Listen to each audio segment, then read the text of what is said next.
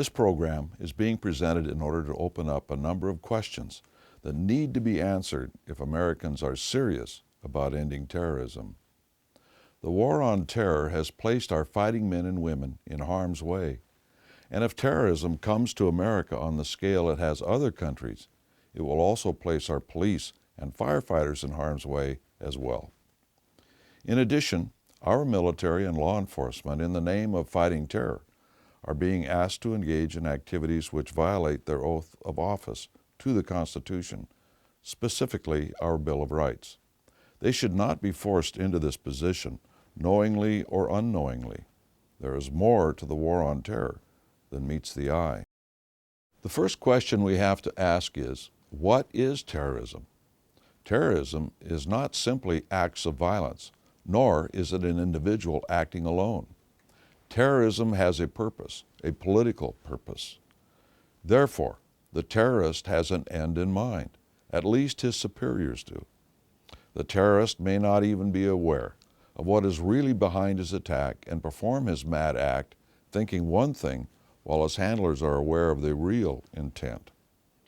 Terrorism has two primary purposes. One, to bring down the existing power structure, the government, and two, to force a change in the policy of the existing government. The latter is almost always to make the government more totalitarian. Therefore, the process of change actually occurs within the minds of the people more than in the government. Examples of the second tactic abound in the 20th century. One of the most famous was the Reichstag fire, which enabled Hitler to virtually declare martial law by blaming the communists for the act, reacting the German people into the acceptance of total government in the face of a contrived national emergency. Most historians believe that the fire was actually started by the Nazis themselves to provide the excuse to clamp down once the act was carried out with a plan already in place.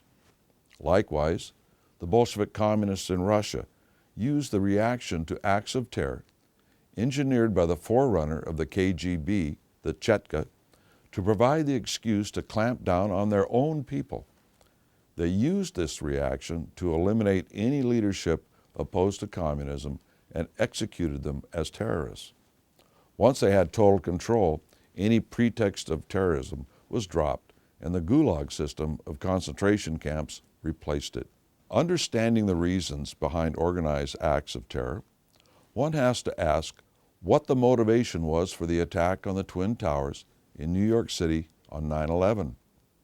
The first reason for terror does not make any sense if they're trying to replace the American government. We're too big, too diverse, too decentralized to effect a collapse of the government by way of one mad attack or series of attacks. Therefore, the purpose must be to alter the policies of our government and have the people accept them. The people of the United States are too free, have a great deal to say about our government at all levels, local and national, to be collapsible. The argument can be made that we've lost some of this ability, especially in the 20th century, but we still remain in essence a free people, able to regain all of our freedom if organized well enough to do so. Osama bin Laden, ostensibly the leader of al-qaeda, made a revealing statement shortly after 9/11 that gives us a clue as to the reasoning behind his act. He boasted, "The battle has moved to inside America. I tell you, freedom and human rights in America are doomed. The U.S. government will lead the American people and the West in general into an unbearable hell and choking life." There can be no doubt in his mind what the purpose of his organization is. It is to react the American people into standing still for our own government becoming more onerous, and in the name of security, to clamp down on the basic freedoms we have always enjoyed, indeed, which our government was originally founded to protect. Interestingly, what was revealed shortly after 9/11, reported briefly in the world's media but largely ignored, was the revelations of KGB defector to the West, Lieutenant Colonel Litvinenko. He stated that al-Zawahiri, the second in command of al-qaeda under Osama bin Laden, was a trained Russian asset of the KGB, renamed FSB. Alexander Litvinenko paid with his life for this and other revelations. 2 Russian agents spiked his teeth with a radioactive substance in England, which caused Litvinenko to have a prolonged, excruciating death. This means that the Russian handlers of al-Zawahiri knew 9/11 was being planned, financed, trained for. Agents infiltrated into the United States and widely coordinated, so widely coordinated that some in the intelligence community believe that the size and scope were too big for it to have been handled by al-qaeda, and that a state-sponsored intelligence operation had to have been involved as well. The various acts of terror blamed on al-qaeda or groups linked to al-qaeda range from Central and North Africa across the entire Muslim world. They are almost daily occurrences. If you stop and think about it, this sort of organization is too large to hide if it exists at the level of blame, unless it has state sponsorship, protection, and/or direction. Intelligence bureaus have the capability to listen in on every means of technological communication. Osama bin Laden was monitored 24/7 up to 9/11, and our intelligence system knew his every move according to a PBS documentary. Then we were told he disappeared into a cave in Afghanistan, and from there to run a very large, extensive network from Africa to Indonesia. This does not compute. The link between al-qaeda and Russia is not an isolated incident. In most cases, as with al-qaeda, is masked behind Islam. For decades after World War II, the Russian communists built a worldwide organization of terrorists. These organizations were run by Moscow, but made to appear at the street level as disorganized, independent operations. The manner in which this was done was for the KGB to use a surrogate state, the Bulgarian secret police, for instance, to operate a terrorist group inside a third country, such as Turkey. This group would then carry out acts of terror in a fourth country.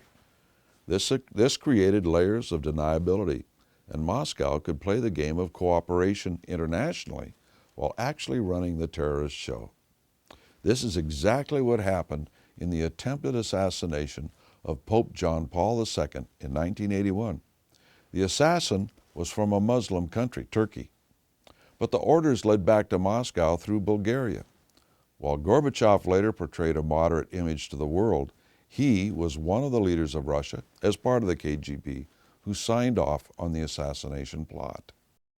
Since the so-called collapse of communism, the Russian KGB, FSB, has added a major element that gives another layer of deniability and at the same time increases the possibility of major conflict among people that can lead to more opportunities for Russia to negate the influence of America among the nations of the world.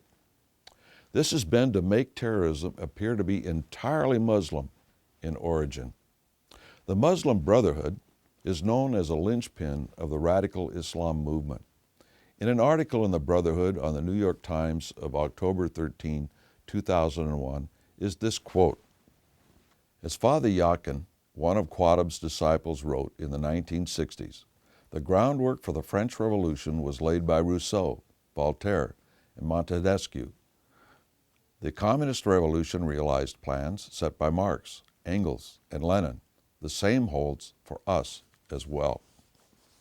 We believe he means more than simply stating that they are the groundwork of an Islamic revolution, for they are referring to the socialist conspiracy of the ages rather than the Quran as their model.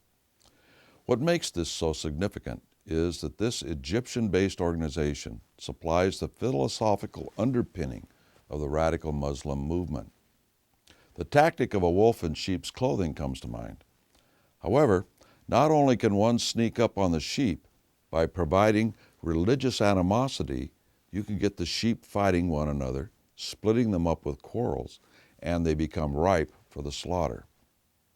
The rise of social revolutionary mullahs in Pakistan, urging the peasants to seize property in the Swat Valley, gave rise to an article in the New York Times of August 2, 2009, that also referred to the wider organizations of Hamas, Hezbollah, and the Sadr Army of Iraq being involved in social justice. a euphemism for the socialist agenda. Examples abound of the communist terrorists of the 1960s and 70s becoming Muslim, Christian, and Jewish clerics, selling Marxism disguised in religious clothing. Most, however, became Muslims. In the United States, H. Rap Brown of the Communist Black Panthers and Stokely Carmichael of Burn Baby Burn fame became Islamic religious leaders. Likewise in Europe, the most famous communist terrorist, Carlos the Jackal, became a leading author of radical Islam. These men and many more did not change their aims, they only changed their clothes. As a result of the idea that terror is simply Islamic, the eyes of America have been focused on the wrong enemy. Nonetheless, to be successful, the terrorists must have allies within the government they are trying to change. This has to be true in America, or we must have the dumbest people in the world running, for instance, Homeland Security. I have witnessed personally too many instances of security that makes no sense if, 1, the problem is Islamic, and 2, terrorism is a real threat. We could double the length of this DVD just discussing personal experiences where Muslims, foreign-born Russians, and others are on board American aircraft as cleaners, baggage and food handlers, even aircraft flight personnel. We are talking about American airports and companies. We have also been told by security personnel that these people are not screened as much as the passengers. Is this stupidity or design? Security at American centers of transportation seems to be aimed more at the citizen traveler than at the people employed who could well be a danger to the traveler. Exercises carried out by the Coast Guard and others at the order of Homeland Security are quite intimidating, aimed at small pleasure craft, carrying families on outings, speeding up to them in small, fast boats, armed with machine guns and staring them down. This is not hearsay. This is something that I have witnessed. Sadly, we even witness good people applauding the exercise of the orders of Homeland Security, violating the Constitution of the United States for security's sake. We have to keep in mind that government rarely relinquishes power. If the purpose of terrorism is to alter the face of America into a less free country, the goal of Osama bin Laden, then the Patriot Act and how it was passed takes on a greater significance. For the over 340-page Patriot Act had already been written beforehand, then submitted to the Congress within hours of 9/11 and passed without a single congressman reading it in its entirety. Many did not even see it prior to the vote. Is the American landscape being altered? Any traveler on an airline knows that it is. Violations of our Bill of Rights are now a constant occurrence in terminals and on any mode of public transportation. Americans, as their counterparts in other countries have done, are allowing their freedoms to disappear in the face of a national emergency. Benjamin Franklin once admonished the American people by saying, "Those who would give up essential liberty to purchase a little temporary safety deserve neither liberty or safety."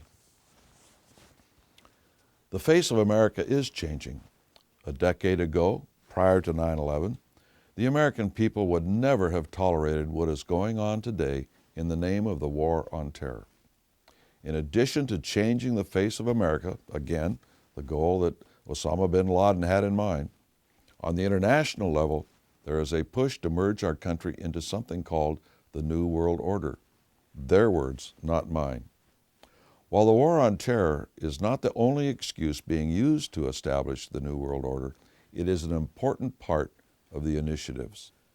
Such luminaries as diverse as Henry Kissinger, George Bush the Elder, Gorbachev, and China News, a communist Chinese newspaper, have called for the New World Order in the name of establishing peace and the war on terror. Interestingly, Kissinger has been named to a Vladimir Putin-established Russian committee to fight terrorism, supposedly a joint Russian and American citizens group.